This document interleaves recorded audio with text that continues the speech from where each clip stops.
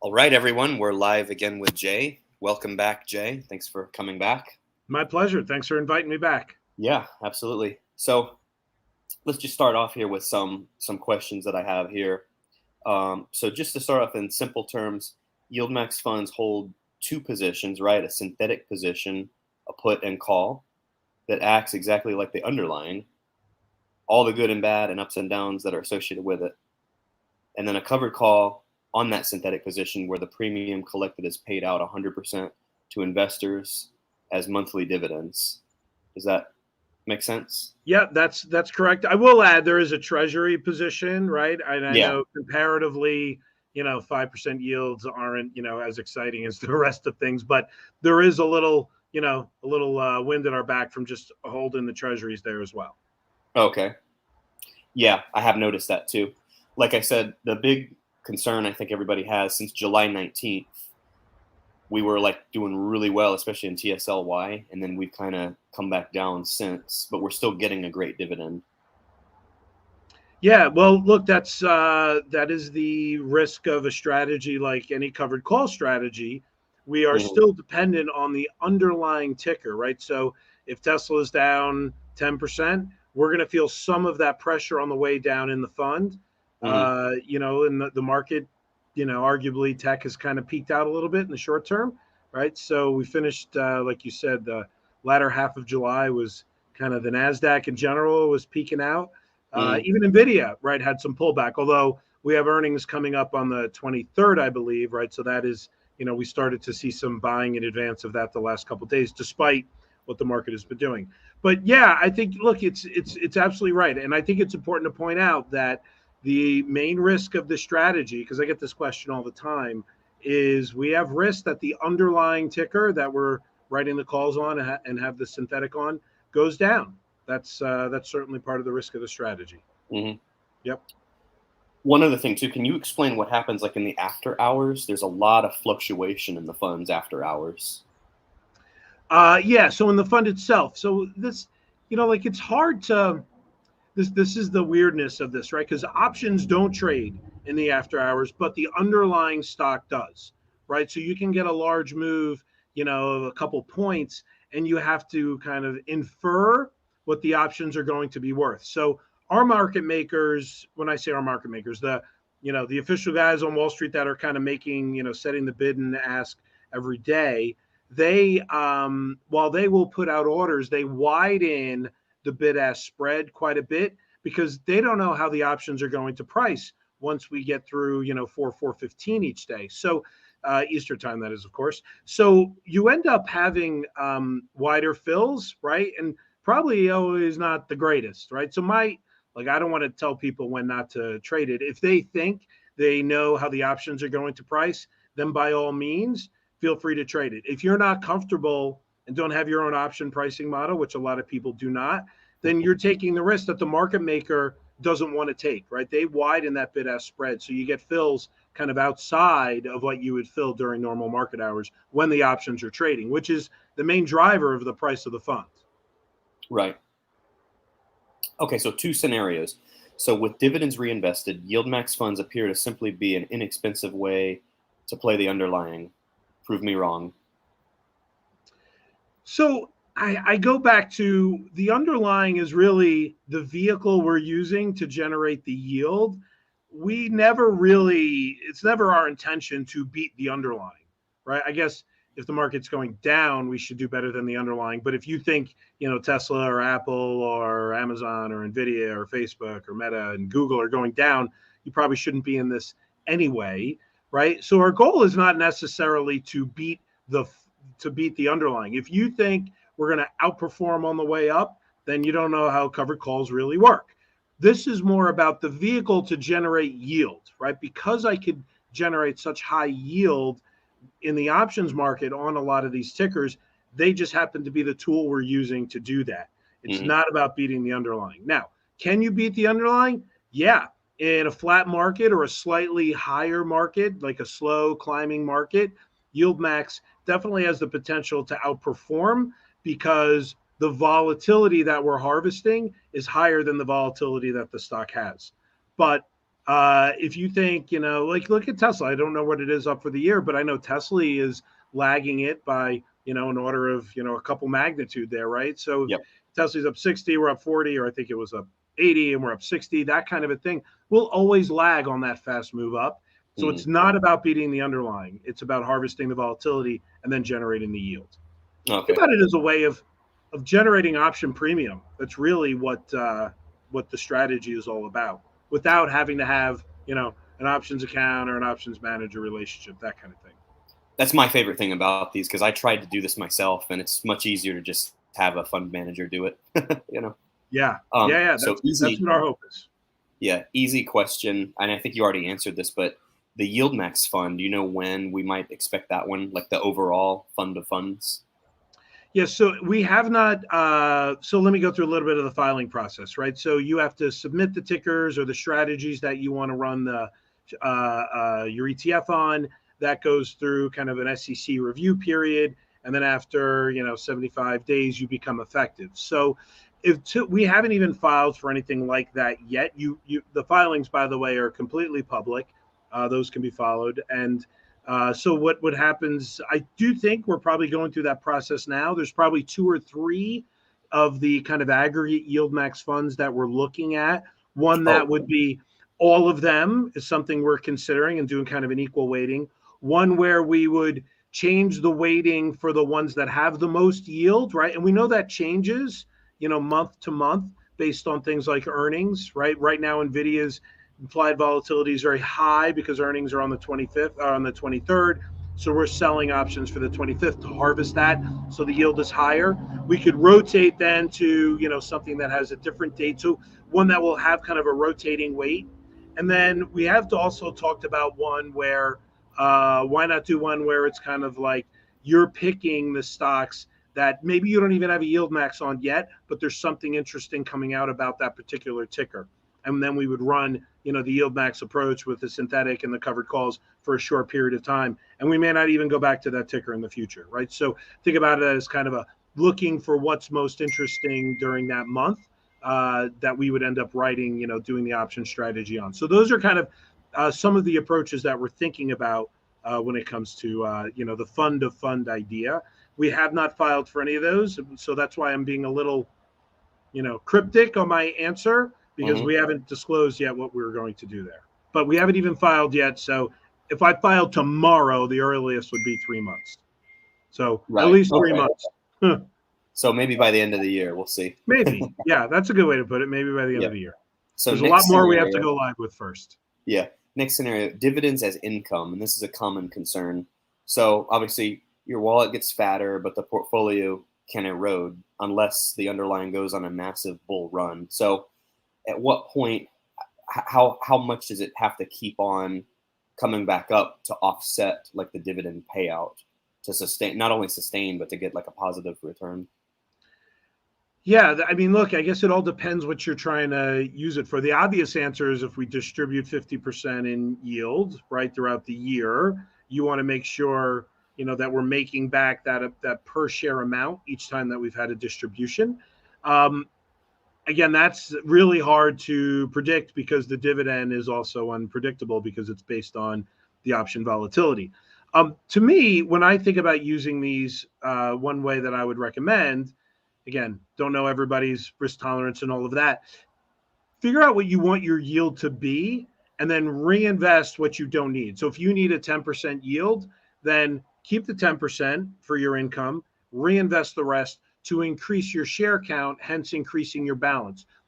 So while you might not get the share price at the same level, your position market value can be closer to the same level, right? Because you're reinvesting the dividends. So take what you want, right? And then leave the rest to be reinvested and grow and compound your share count.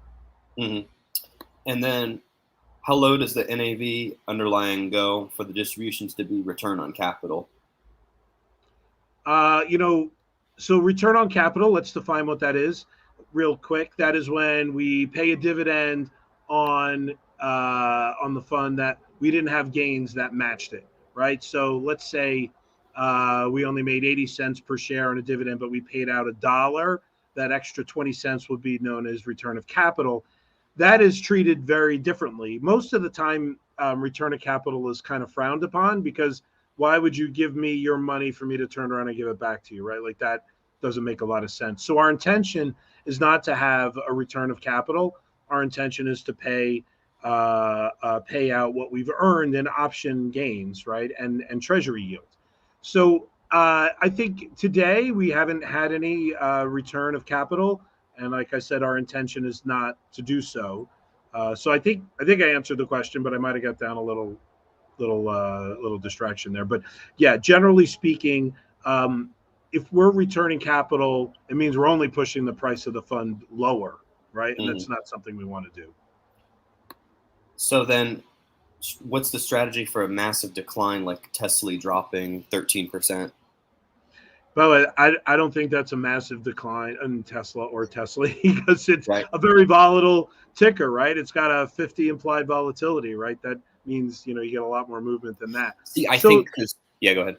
I was just going to say that there's no real plan for changing any of the approach, right? It would mean that let's say on the way down, sorry from, my visual is not working right there, but on the way down, your yield would end up actually being, you're earning some of when the price was higher, and so you end up having a little bit of an excess yield. The real challenge there is you were running a covered call strategy, right? You don't want to cap your gains and miss on the rebound, like what happened in the end of last year or early in January when Tesla really rocketed up. We got capped out. So it's something that we want to continue to be able to capture some of the upside. We know when you have a move as much as Tesla had, we won't capture it all, but we want to capture as much of it as possible. So the tactic that, if you're watching what's going on in Tesla today, and even OARC today, while they are in decline, we are cover buying our calls and then reselling more calls. So we're trying to kind of double up on what we're doing. We're not going 1 week between trades. We may only go 3 days between trades, right? So if we've earned all of our time premium, we'll sell again.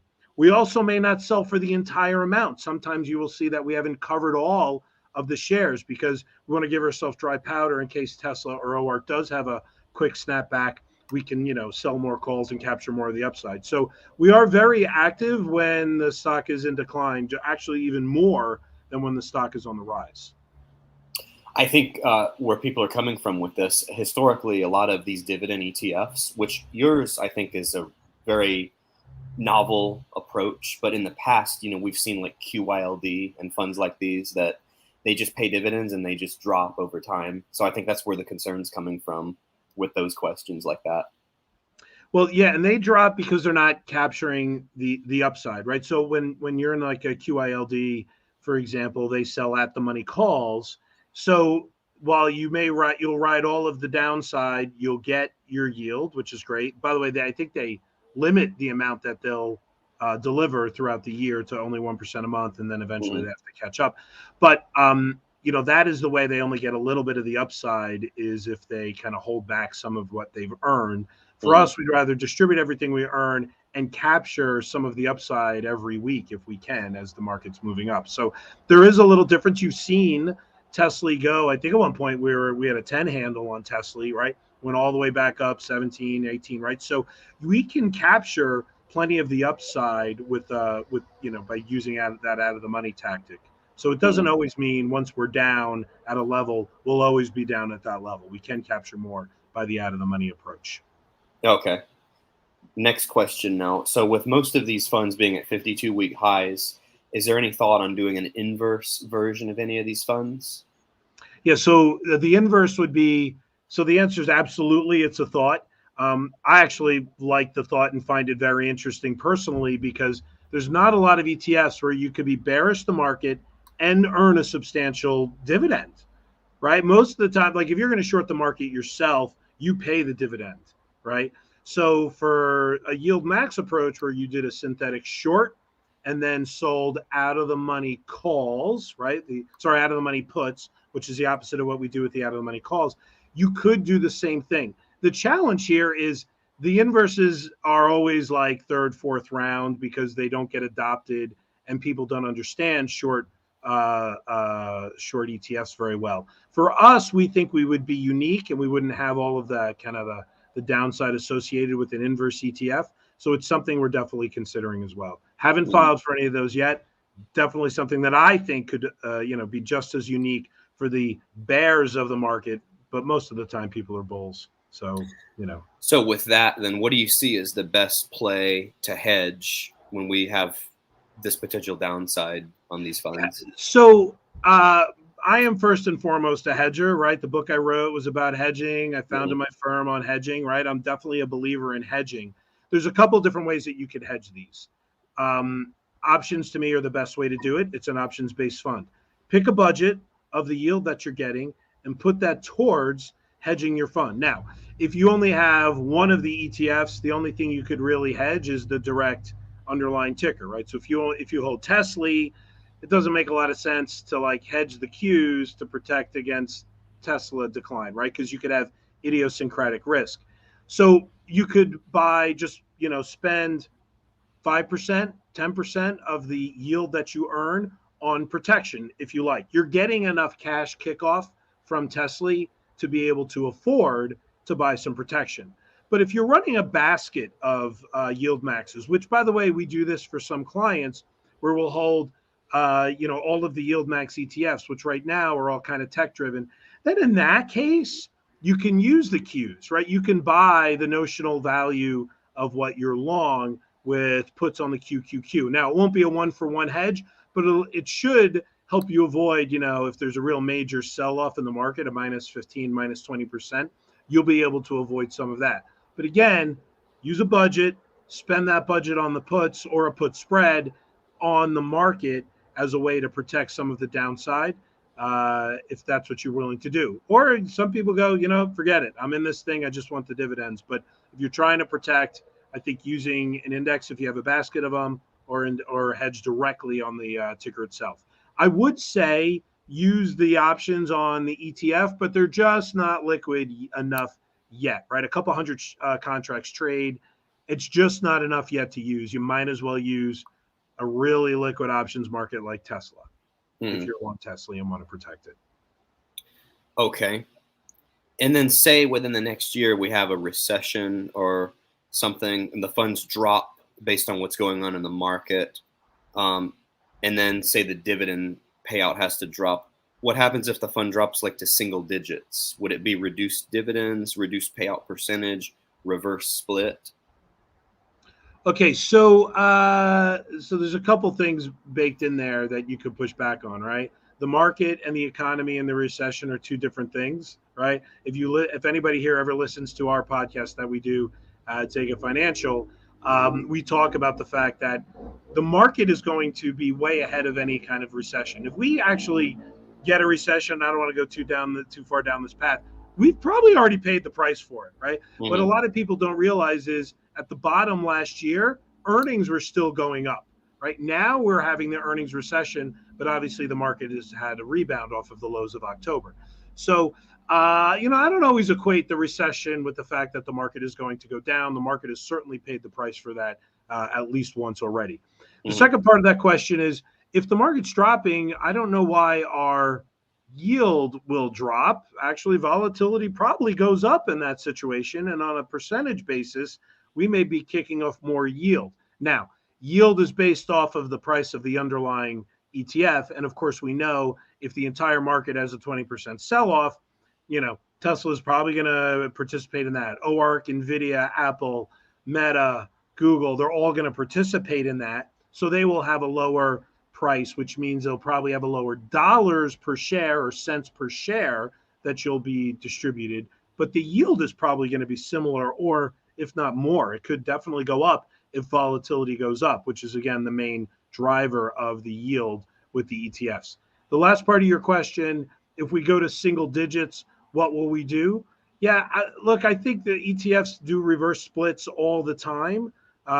It's not something we're planning for imminently, but if that's something that has to happen, that'll happen, right? Mm-hmm. I don't see it necessarily impacting the yield. It'll impact the number of shares you have and the price you have, right? And that's just what happens with whether it's a forward or a reverse split. Mm-hmm.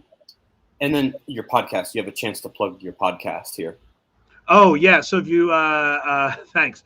Our podcast is known as the Broken Pie Chart. One of my other advisor representatives, Derek Moore, runs the podcast. You can go to Zega Financial, and I think in our news there's a link to the podcast. We try to do that every week. We don't talk a lot about YieldMax specifically, but it's markets in general. I do believe we always try to touch on volatility in there somewhere, but it's not a YieldMax focused product because it goes through all sorts of other compliance stuff when you record and rebroadcast something about the ETF. So it's we usually don't talk about YieldMax there, but you can get plenty of our opinions about the market in general. Okay. All right. So next, does the fund strategy change based on market conditions? Actively managing at your discretion? Will the fund ever change to where it may incorporate a protective put, or does the fund 100% remain with the exact same strategy? Okay, lots to unwrap there. I think if I give this answer, it covers it all. The fund has a mandate in its prospectus, and so if we were ever to do anything different and move away from doing just the synthetic covered call, we'd have to change the prospectus and refile. We're not in the mood to do that at this point. If we did something like a synthetic collar, that would kind of require us to do so. So there's no near-term, changes to the strategy. They are still as written in the prospectus, which is a synthetic covered call. The other part of that question was, would the market conditions ever change the way that we're managing the fund? No. I mean, we may change, our tactics, but we still will have to maintain what we stated in the prospectus, which is running a synthetic covered call. So when I say change tactics, what's an example I could give you? Today, I think I mentioned this earlier, when our short calls have lost all their value and we've earned all of our value, I should say, all of the time decay, we close them. There's no reason to hold them on anymore. We cover buy back the calls and we sell new ones. Well, there is a tactic that we can deploy from time to time, and we might have done that in some of the funds recently. I can't give anything away just yet, but we might sometimes buy in an option closer to the money. So let's say, for example, NVIDIA, right? I think we started the day, we were short the 470s for this week. At one point, that call was trading at 15 cents. We could have bought back, say, the 465s or bought into a new position at 465 call. That would now have freed up the synthetic for us to sell new calls against the synthetic. So sometimes, instead of actually cover buying back, we may buy a different call that makes us neutral, but gives us this chance to actually make money between 465 and 470. So there might be little tactics from time to time that we would employ. We've done this in OARC in the past. We've done it in Tesla in the past. There might be times where we do that again. So listen, based on volatility, based on what the stock is doing, based on what's coming up in earnings, all of those things make their way into our decisions on which which options to use and when to use them. All right, next question. Will YieldMax ever consider a set dividend payout where investors will have a better idea of their payout each month? We could. We that would probably mean there's two things that could happen. It could mean we were returning capital, like we said, or it would mean that we were doing kind of like what QALD is kind of build up the dividends, and then at the end of the year, you still have to pay them out. So an ETF has to pay out, I think, 90% of its gains at the end of the year. I think that's the number 90. It might be 95.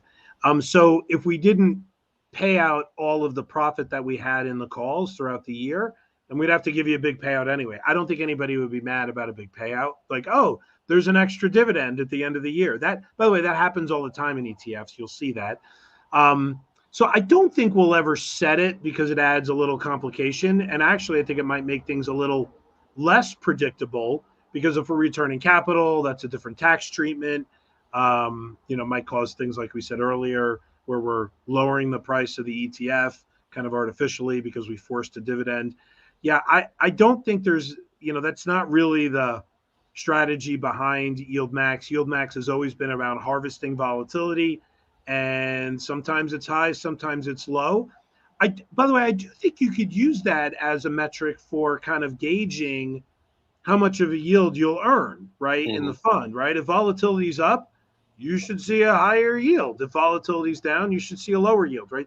It really shouldn't be a surprise. I mean, maybe the exact, cents that we distribute each month isn't known, but you should have an idea if it's higher or lower based on two things, really: the stock price and based off of the volatility.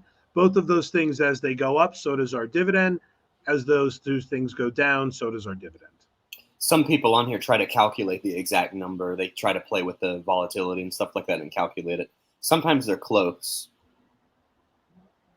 Yeah, But look, anyway. I mean, you could see the positions we're selling each day, each week, right? I mean, if you really want to track it, the price is right there, what we sold each call for. You could do the math yourself. I'm like, they sold for, I'm just going to pick this number. They sold calls for $2.50 this week on Tesla.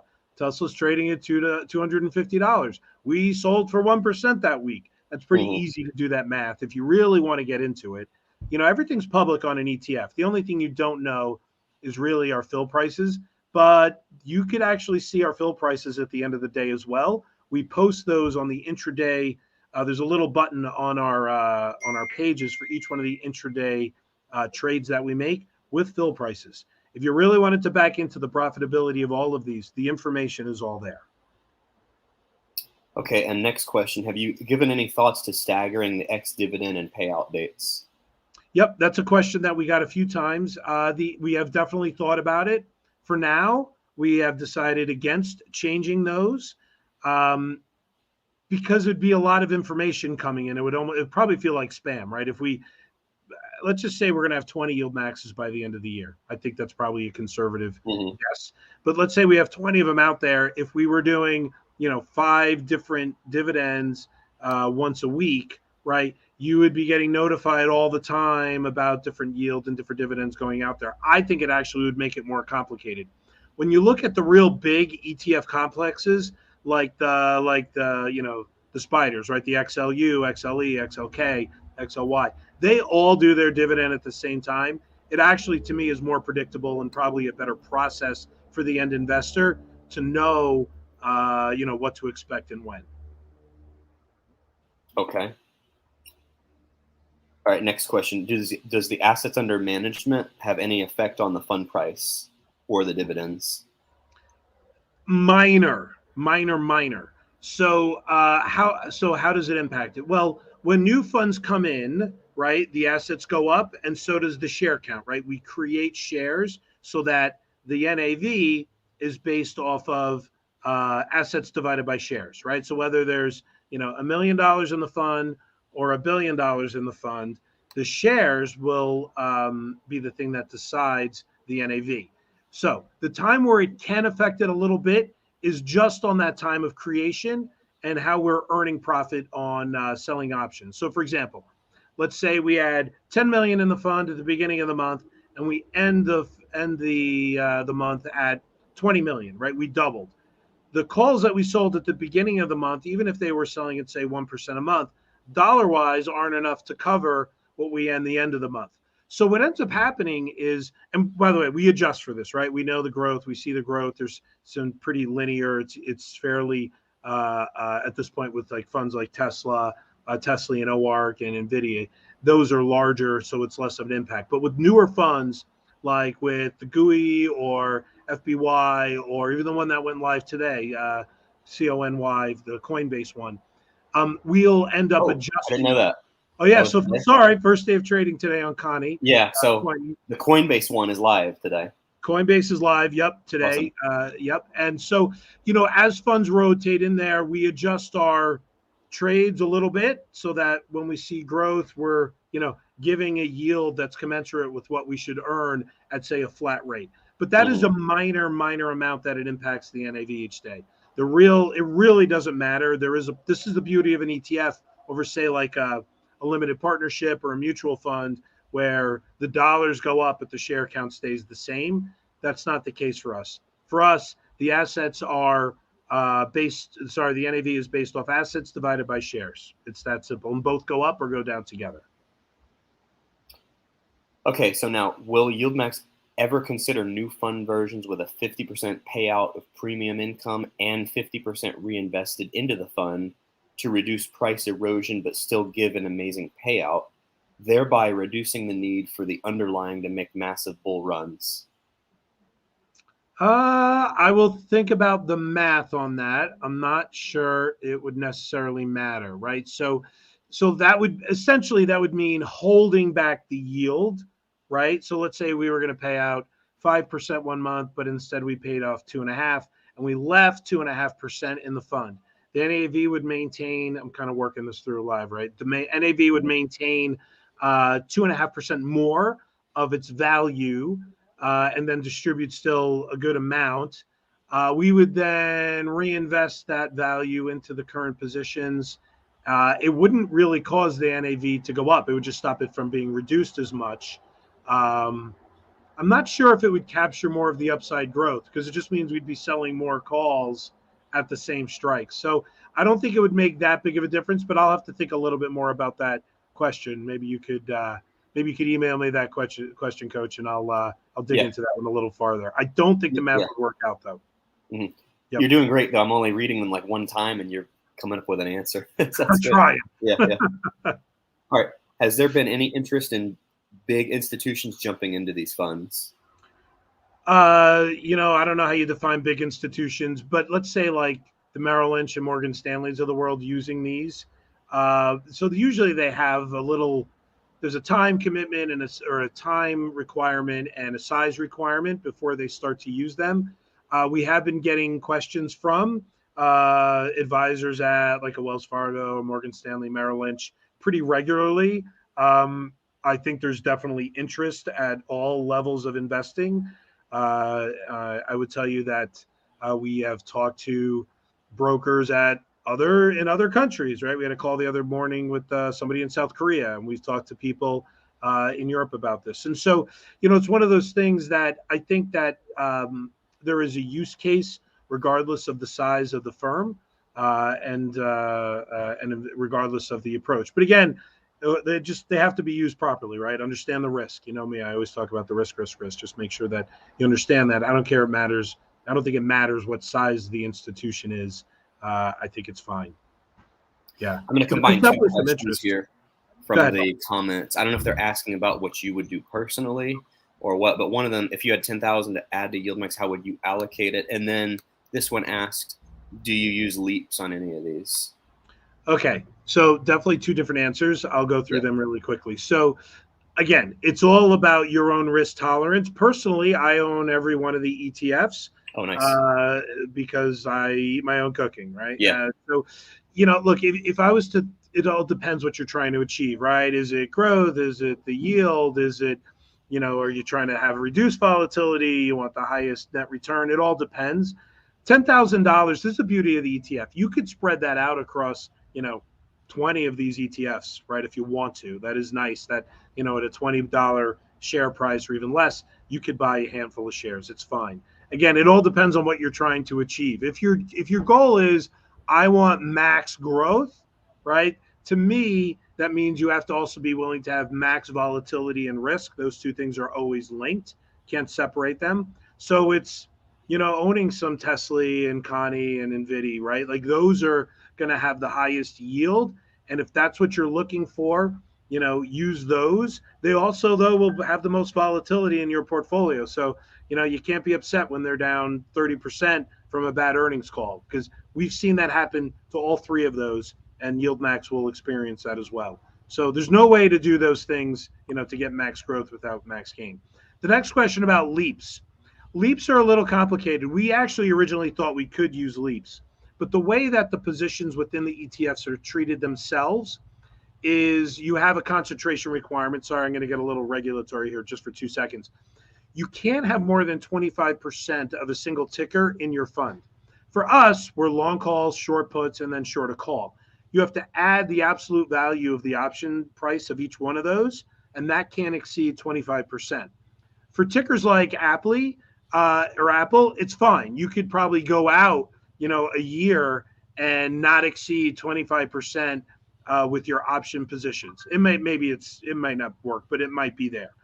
But the higher the premium, the higher the value you hold in the underlying ticker. So when you look at, say, NVIDIA or Tesla or coin options, you can't go out that far because the option premium is so high. Even if you buy a call and sell a put for the same amount and it's net no cash for that trade on the synthetic, from a concentration requirement, you definitely could be in violation and have more than 25% of concentration. So that's why when you look at the synthetics, you'll see that we don't go out very, very far on those. There is one exception when you use like an ETF, like OARC or ARC. In that scenario, the ETF is considered diversified already. I can go out as far as I want with those. So for single stocks, listen, I would like to, right? It means less trading, it means less churn in the portfolio, but the concentration requirement may stop us from doing that. With ARC, you may see us going longer because the ETF itself is already diversified and already meets the rules. Mm-hmm.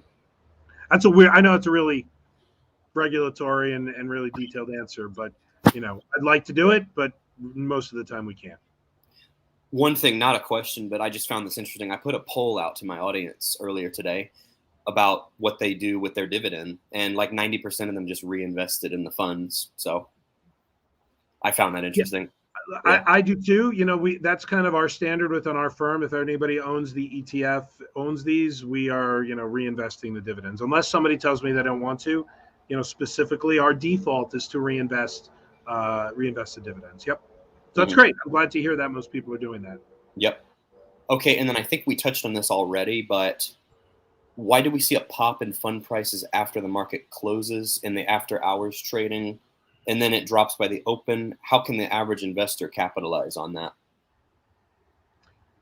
Again, I think it's probably just a little buying at the end of the day. It also depends what the underlying stock has done. Like I've seen Tesla kind of drift a little higher at the end of the day. It could also have to do with the way the options are pricing at the end of the day. I really, I've always said this, even when I was kind of educating people when I worked at TD Ameritrade, 2 decades ago. The concept of after hours trading is interesting, but it carries a unique set of risk. The options are wider, the liquidity is less. I don't really want to advise anybody how to trade through that, because I don't know if you're going to be able to, because really you're just trading at that point against a market maker who's decided to not take risk, or you're trading against other people that are here today, right? So you could be trading against each other. Generally, it's probably not the best way to do it. Right. A question that's come up a couple times in the comments here: what happens to the yield if the funds become too big? And I'm not sure what that means, but it all depends. We would have to impact the underlying ticker's options. So Tesla's huge. Tesla has a very, very large options market, but it's one of the things that we look at. We say, can we handle $100 million in any one of these tickers before we launch one of these ETFs? We're obviously using very actively traded and popular names. We stay away from ETFs that don't have enough volume, tickers that don't have enough volume, whether it's an ETF or an individual stock, because we don't want to really move the options market, right? So it is one of the things that we look at. So I guess, let's say, could there be a size in some of the funds where we are impacting the yield? Yes, maybe. I mean, there's a maybe there. Today, we're not even close with any of the funds that we have. Like if Tesla was, right now, trading for over 400 million, if it was 4 billion, would that be a problem? I mean, maybe. Today it doesn't look like it because there's just enough volume in the options market. By the way, a lot of our trades, we are, sourcing liquidity. We're not just hitting what traders would call hitting the screens. We're not just electronically filling those trades. We are working directly with market makers and even our lead market makers and other market participants to kind of negotiate how we're getting these fills. And so that we ask them, how much volume can you take? You can take it all. You can't take it all. We'll spread it out. We have multiple market destinations and multiple liquidity sources when it comes to these. So we're not just trading directly as what you see on the screens when you see, there's only, 2 or 3 lots on the bid and the ask. And even though that's what the price is that we're looking to fill, we'll go and source liquidity elsewhere. Interesting. The little market dynamic, little market inside baseball there, I guess. I saw a question. I don't know. Are you hiring? Someone wants to intern for you. Well, we are staying pretty busy, but so far we're okay. But thank you. Yeah. So this person, so if you can't get on with Jay, you're welcome to intern for the channel. There you go. Love it. Yep. Okay, next one. Let's see. Okay, which funds? I was going to say, I did see a question that we didn't ask, that we didn't answer. One that came up that was the dividends, are they driven by the profitability of the underlying stock? I just want to remind everyone, the dividends are driven by the option premium we generate from selling calls. That is like almost all of the premium that we have. So it doesn't matter if Tesla has a good quarter or a bad quarter. It just matters on the volatility of the options within Tesla itself. Okay. So I thought I'd squeeze that one in there. Now, as far as funds that are still on the table, is Berkshire Hathaway still on the table? Berk is on the table, sure. We filed for it. The challenge with Berk is it's not very volatile. Like, so listen, I will, if people don't know this, Berkshire Hathaway was the cause of YieldMax out of the gate. So our partners, some of you may see that we are on the Title Trust. Title is our partner. They're the advisor on the fund. We're the sub-advisor and the trader of the fund. So we work with them on a lot of other funds, and we were talking through this idea of, can we generate yield on Berk by selling calls? And we said, yeah, maybe we could get like a 10% yield. We would give up some of the upside. And then that got us going like, well, what about ARK? What about Tesla, right? And then we ended up kicking off more of the more volatile ones because the yield is so attractive. The challenge with Berk is there's not enough juice in the options themselves, right? So capping the upside for like a 5% annual yield to us seems less interesting than going after a really juicy yield like what we've recently launched with Amazon and Meta and Google and Netflix and Coin. We think those probably have more interest. But look, Berk is on the list for sure to be considered. Actually, accounts are open and ready to trade that. We just haven't gone out and launched that one yet because we think that some of the other ones with the higher yield are more interesting. I'll give you one data point to support that. Apple, which is the most widely held stock on Wall Street, when we launched that, its adoption has been so much less than, say, NVIDIA that came after it and Amazon, which came after it, just because its yield is lower. Now, we've had a great yield so far, but the implied volatility on Apple was only like 20, 22. So I would, expect that yield to trend more towards the implied volatility of the ticker. Berk's is even less, right? The implied vol on Berk is even less. So we would get, even less than that. And so I worry, you always want to have a fund that at least is self-sustaining, right? Where its costs are offset by its size and the fees that it can generate. So we don't want to launch a Berk and nobody likes it, and then we got to shut it down, right? We don't want to do that. So it's on the list, but hasn't had priority yet. And then Coinbase went public today, right? Yes, Coinbase started trading today. That's correct. CONY is the ticker on that. Which? CONY. Oh, okay. Yep. And then Square or Block is still on the block? Block is on the block, yes. Microsoft is on the block. Disney, Exxon, JP Morgan, AMD, AI. Those are all kind of on the block. Most of those are in our second filing, but you're right. Block, ticker SQ, and Berk are, we're in the original filing that we haven't launched yet. Is there one for Alibaba, Airbnb, Moderna? Yes. So those were in the second filing. Okay. There's a little weirdness with Alibaba. I will tell you, we had to pull Alibaba out of the second filing because it is a non-American based company. Interesting. So go, digest that how you will. We had to pull that one actually off. Oh, interesting. Yeah. So there will not be in the foreseeable future an Alibaba one, but it was one that we were interested in doing. How about ExxonMobil? And then there's one called MSTR, ticker symbol. Yep. ExxonMobil, obviously, we know that one's going to be interesting because it already has kind of a high yield itself, right? Yeah. Itself. Like 4%. Yeah, we won't get any of that with the synthetic stock. Like that's the thing about the synthetic call, the call and put together. You won't really earn the dividend. Now, look, some of the dividend is priced into the cost of the put that we sell on the synthetic, so you'll get a little piece of it. But again, that'll be interesting to see. Can we generate enough yield to make it more interesting than owning ExxonMobil itself, right? So there's a little challenge there. MSTR, MicroStrategies, another one that I believe we had to pull because it actually was too volatile, right? So there again, there's some rules around ETFs where you have what's known as a VAR test, where on down days you can't be down 200% of your benchmark. So again, it's why you don't see any more triples and doubles coming out any longer, because there are rules now around how much an ETF can move, and there's tests that the SEC will ask you to prove that you're within that range. MicroStrategies, as interesting as it was to us, if you look at the volatility on that, it's very juicy. It's really a lot of its pricing is based off of crypto because they hold a lot of crypto as a firm itself. So I don't believe you'll see MicroStrategies anytime soon. So I think that one was pulled. But yeah, Exxon, I think I mentioned Disney, JP Morgan, Microsoft, all part of that second filing that I do believe went effective on Monday. So you may start to see some of those come out shortly. Oh, okay. I was going to ask if you might break any news on here.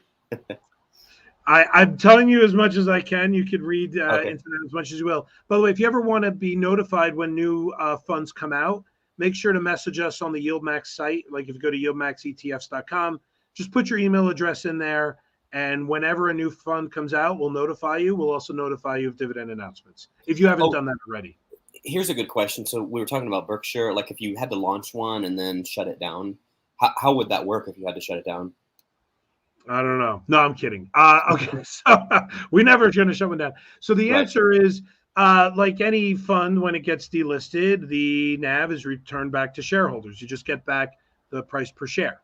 Right. Mm-hmm. So, look, it doesn't take a lot to get a fund to be sustainable, but you have to have like 25, 30 million in a fund to kind of make it at least self-sustainable. That's, no small task. And that's the risk we take as the ETF owners and issuers, that you hope that they get to the point where they're profitable. Otherwise, you're writing checks, right? And you can only maintain them so long. So, yeah, I think the general gist, just like any, fund that gets delisted, you would get back the NAV in cash. Okay. Now, would you be considering funds based on indices like the SPX, NASDAQ, SPY, QQQ? So YieldMax has decided not to go down that path, but it doesn't mean there aren't other activities going on there. So like I don't want to comment too much on there because we're talking more about YieldMax today, but it's certainly I think interesting now with the way that options are trading and the frequency and indexes are certainly the largest actively managed ETF is JEPI, right? $28 billion are in that fund. And, it's a covered call strategy, basically, right? So I know from my channel, a lot of money has gone from that to YieldMax. All right, keep it up. Yeah. And mine too. I actually got out of that one to buy Tesla.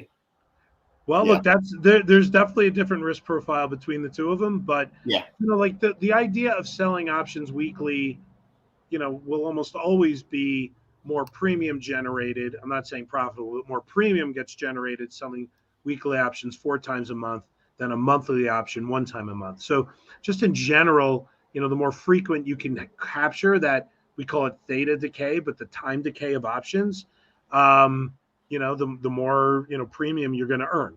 Right. And so that for us translates to dividends. And then the Amzy dividend. A lot of people have asked about that. That'll be announced with the September announcement. That might be September 6th, 7th. Sorry, I can't remember. It might be the 6th. I don't have it in front of me right now. After a fund goes public, what is it, like 40 days or so?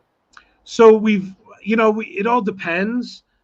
We have kind of defaulted to, if it's, after the halfway mark of the month, we just kind of wait and let the fund wait till you get a full month in.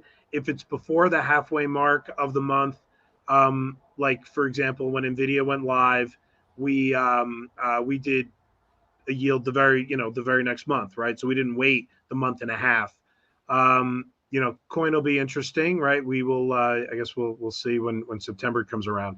My Hmm. gut tells me it's volatile enough that we'll be able to, we might have a yield on that one announced early. But again, I don't know. There's no hard and fast rule for us. The downside of announcing early is we don't want to mislead people into thinking that the yield will be lower. So, like, let's say, for example, we only a fund was trading for like a week and a half, and we go out with the yield on that or the dividend on that. You go, oh, it was only 25 cents. Yeah, it was only a week and a half, right? So that everybody realized that we could have probably made more like a buck by the end of it, right? So there's a downside there from a market perception.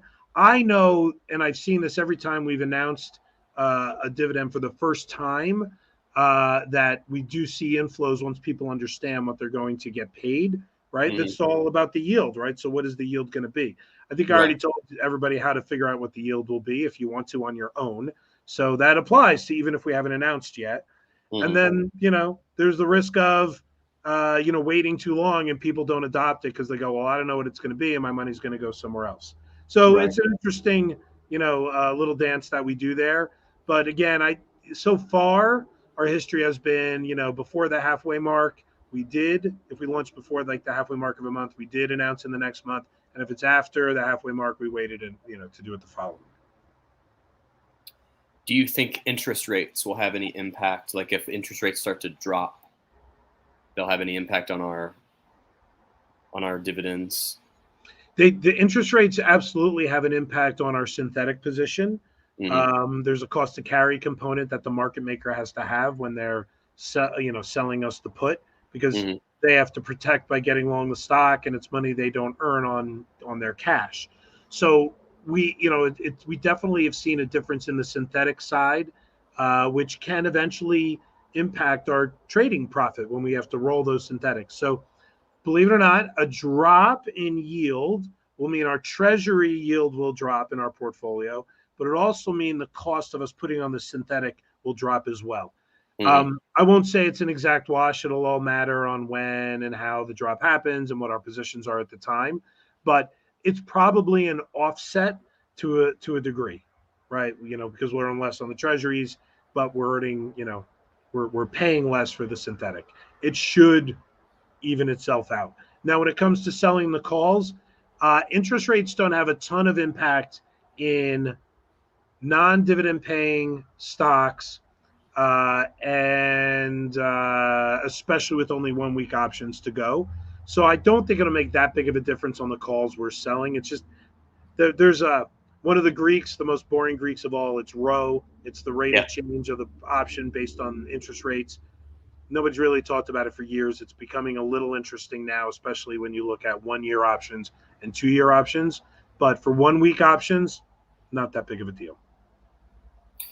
Also, so an easy one. So remind us again your book title.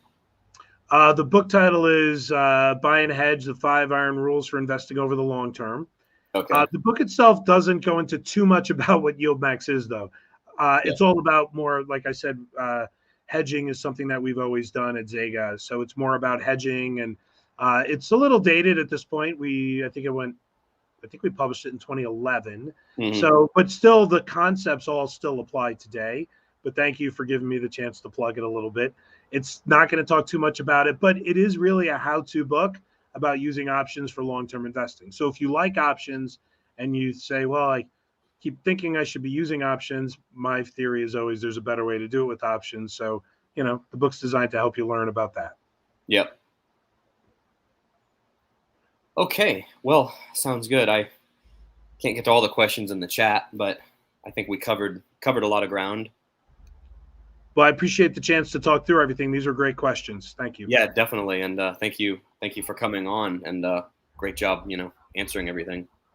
All right. Well, keep a Good. lookout for more and more of these going live, right? So, like I Mhm. said, there's more to come, and our expectation is, to have as many of these out there where they make sense for the end investor. So, hopefully, Yep. we'll see how some of these larger names like J.P. Morgan and Exxon, like more wide mode Dow type stocks, how they do.